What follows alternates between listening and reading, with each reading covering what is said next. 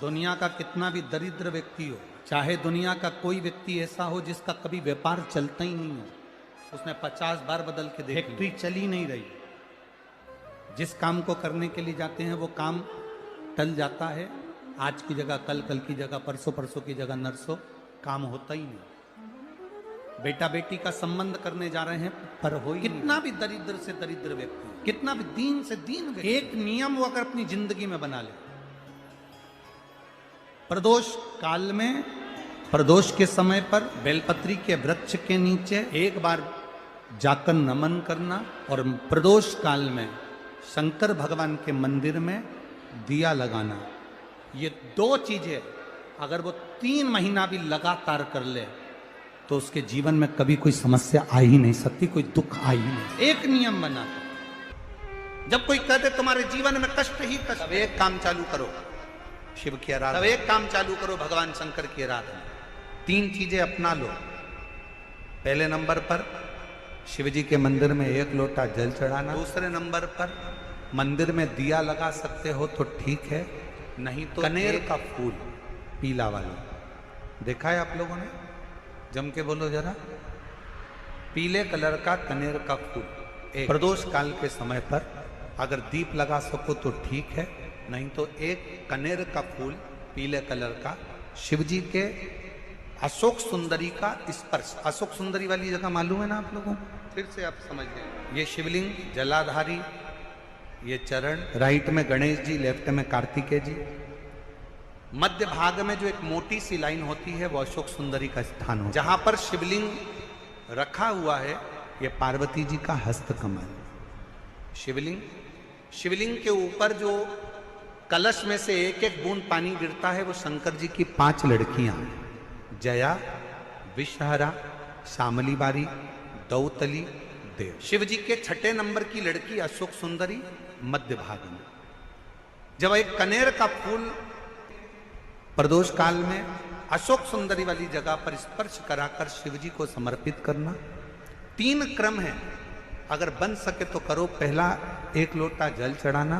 दूसरे नंबर पर अगर बहुत ज्यादा तकलीफ की जिंदगी चल रही हो, बहुत कष्टमय जीवन चल रहा हो और सब ने कह दिया कि तुम्हारी किस्मत में तो धक्के ही लिखे हैं, केवल आप धक्के ही खाओगे, तो एक कनेर का पुष्प प्रदोष काल में अशोक सुंदरी का स्पर्श कराकर शिवलिंग पर चढ़ाओ और शिव की आराधना और दिल से बाबा को पुकारते रहो। श्री शिवाय नमस्तु, श्री शिवाय नमस्तु। और मेरी जीजियों, मेरे जीजाओं, मेरी बेटियों, बेटाओं, मेरी माताओं, एक बात और आपसे, जब आप पशुपति नाथ का व्रत करो ना, पशुपति व्रत को अगर आप धारण करो, या सोमवार का व्रत करो, या शिवरात्रि का व्रत करो, या प्रदोष का व्रत करो, या आप शंकर जी के मंदिर में जाकर कोई उपास, कोई व्रत, कोई पूजन कर रहे हो ना, तो एक निवेदन और आज इस व्यासपीठ से करें आप लोगों के लिए। आपकी पूजन की थाली में सब कुछ है, सब कुछ, और जो आपके पास में बैठकर पूजन कर रही है उसकी थाली में अगर कोई कमी रह गई है ना, तो शिव महापुराण ये भी कहती है कि शंकर के सामने बैठकर किसी की पूजन की थाली में भी कमी मत देखो। बन सके अपनी पूजन की थाली में से थोड़ा सा सामान उसकी थाली में रख दो। प्रयास करना कि वो कमी ना देखी जाए। अगर हम भगवान की साक्षी में भी अगर कमी देखेंगे तो हमारे जीवन में कमियां बढ़ती चली जाए। हम क्यों कमी? हे गुरुजी, हमारी टेम्परेरी नौकरी है, बहुत कष्ट में हम, क्या करें हम?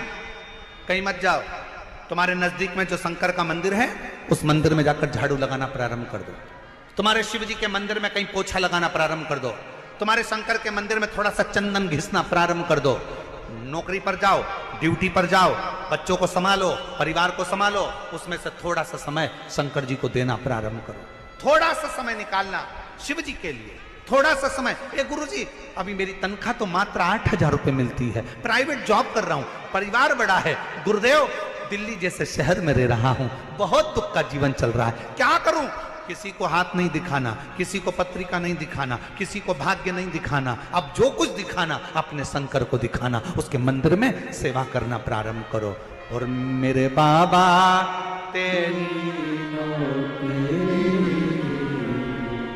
सबसे बढ़िया, यदि कोई एक बार शिवालय की ओर चले जाता है, शंकर की ओर बढ़ जाता है, शिवालय की ओर बढ़ जाता है, तो उसके पितर, उसके पूर्वज और उसके जीवन में कितने भी दोष हों, वो सारे के सारे दोष समाप्त होते चले। शायद इसीलिए शिव जी पर चढ़ाया गया एक लोटा जल हमारे घर का पितृदोष हो चाहे अन्य दोष हो, वो भी समाप्त कर दे। कितना सुंदर कहा है। जब जिंदगी बहुत संघर्ष में चल रही हो, बहुत दुख का जीवन चल रहा हो, बहुत कष्ट का जीवन चल रहा हो, बहुत कष्टमय जीवन चल रहा हो, तब शमी के पांच एक दुर्वा के साथ एक अक्षत चावल का एक दाना हल्दी में भिंगोया हुआ हो या केसर में भिंगोया, शमी पत्र 5, एक दुर्वा, एक चावल का दाना, जो दिल से हृदय से बेलपत्री के वृक्ष के नीचे पार्थिव लिंग का निर्माण कर कर मट्टी का शिवलिंग बनाकर प्रदोष काल में, मतलब शाम के समय पर शिवलिंग बनाकर उस पे जल चढ़ाकर, जो ये 5 शमी का पत्र, एक दुर्वा और एक चावल का दाना, अपनी कामना कर कर जो दुख चल रहा है बाबा से विनय कर कर एक एक पत्ता जब समर्पित कर दे, फिर एक दुर्वा समर्पित कर दे, फिर एक चावल का दाना समर्पित कर दे और बाबा का वहीं पर पुनः विसर्जन कर दे, 3 महीना तो जाने दो, 15 दिन के अंदर वो दुख कटता जरूर है, चाहे कोई भी दुख, किसी भी तरह का दुख क्यों नहीं। एक बेलपत्र के वृक्ष की परिक्रमा करने वाले को हजारों अश्वमेघ यज्ञ का फल प्राप्त हो जाता है, हजारों अश्वमेघ यज्ञ का फल प्राप्त हो जाता है। उसी तरह एक पार्थिव लिंग का निर्माण करने वाले को, मिट्टी का शिवलिंग का निर्माण कर कर पूजन करने वालों को 12 ज्योतिर्लिंग के शिवलिंग के दर्शन का पुण्य फल प्राप्त। बहुत ध्यान लगा। एक बेलपत्री, उस बेलपत्री में एक चंदन की बिंदी और एक अक्षत का दाना मात्र रखकर भी अगर शिवालय पर चढ़ा दी जाती है, एक बेलपत्री, एक चंदन का बिंदी, और चंदन फिर निवेदन करेंगे। आज के जमाने में तुम लोग सब घिसा घिसाया, पड़ा पड़ाया, डब्बी का सामान ले लेकर, वो नहीं, चंदन की मुठिया रखो, थोड़ा सा भी घिसो, जरा सा भी घिसो, उसकी एक बिंदी और एक चावल का दाना, जब हम भगवान देवाधिदेव महादेव को समर्पित करते हैं, अपनी कामना कर कर समर्पित करते हैं, तो निश्चितता है, पुराण की कथा कहती है, शंकर भगवान उसका फल शीघ्र प्रदान कर देते हैं। भले आपने कुछ करा ना करा, उसका फल तुम्हें मिल जाए। में जाना, लोटा भरकर जल समर्पित करना, और कभी तुम्हारे जीवन में अगर तुमको लग रहा है कि मैं दुखों से पीछा छूट ही नहीं रहा, तब उस जगह पर बेलपत्री के मध्य भाग में पीला चंदन, ये जो पत्ती है और ये 2 पत्ती हैं, ये बड़ी पत्ती और ये बीच की जो 2 पत्ती हैं, इसके बीच में जो डंडी का भाग रहता है,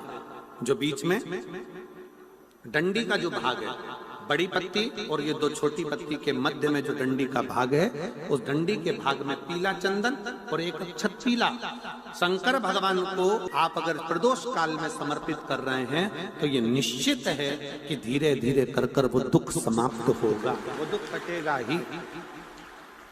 प्रगत वर्णन किया गया शंकर भगवान की आराधना में, शिव की आराधना में, जब तुम्हें लगता है कि तुम्हारा व्यापार नहीं चल रहा, कोई तुम्हें धोखा दे रहा है, लक्ष्मी नहीं आ रही, बहुत चिंता में पड़े हुए हो, बहुत टेंशन में जिंदगी चल रही है, बहुत बीमारियां तुमको घेर ली है और चारों तरफ अंधेरा ही अंधेरा नजर आ रहा है, तुमने विचार करा अब मैं तो मर जाऊं तो अच्छा, मैं सुसाइड कर लूं तो अच्छा, मैं मर जाऊं तो अच्छा, तो मरने से पहले एक काम कर कर देखना, शंकर भगवान की आराधना कर कर देखना, शिव पर एक लोटा जल चढ़ा कर देखना, और ज्यादा चिंता, ज्यादा टेंशन हो तो बेलपत्री के जड़ को घिसकर उसका चंदन बनाकर शंकर को लेपन कर कर उसकी भी आराधना कर कर देखना कि बेल चंदन का फल क्या।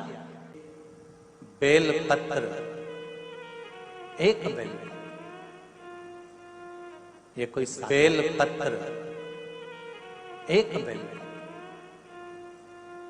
ये कोई साधारण एक बेल। नीचे की डंडी से लेकर ये दो पत्तियां जहां लगी हैं और दो पत्ती से लेकर ये बीच की जो पत्ती है उसमें जो गैप है, उसमें जो जगह दिख रही है आपको, ये दो पत्ती से लेकर बीच की पत्ती के बीच में जो जगह खाली रहती है, 33 कोटि देवी देवताओं विराजमान रहते हैं इस बीच की जगह में।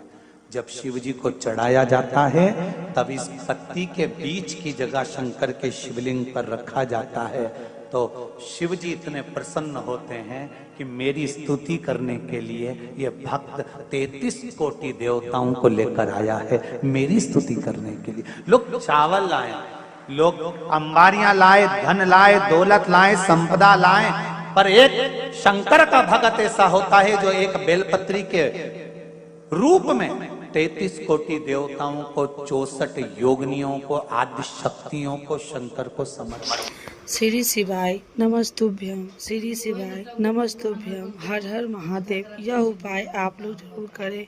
इस उपाय को करने से होगी हर मनोकामना पूरी, हर कष्ट रोग दूर। श्री शिवाय नमस्तुभ्यम, हर हर महादेव।